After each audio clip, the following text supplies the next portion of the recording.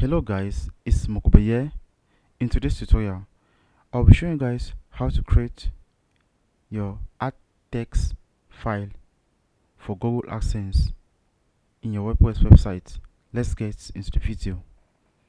So, the first thing to do is that you simply need to log in into your Wordpress website.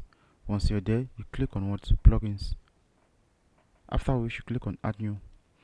So guys, there are various methods in which you can simply create your ad text file. In this video, I'm going to show you guys the simplest method. So after that, we are going to be using this plugin called the Ad.txt. Once you're there, you simply need to install it. This is here. After installing it, you simply activate the plugin. So once you're done activating the plugin, you simply need to go to your Google AdSense account. After which you click on sites. After which you simply need to choose the site in which you want to create your ad text. You choose ad text. You simply copy this. After copying it, you go back to your WordPress dashboard. You click on settings. After which you click on add inserter.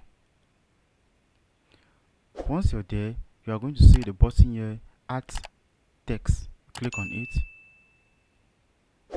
You scroll down. You simply need to come and insert that text here. After inserting it, you simply click on what? Save.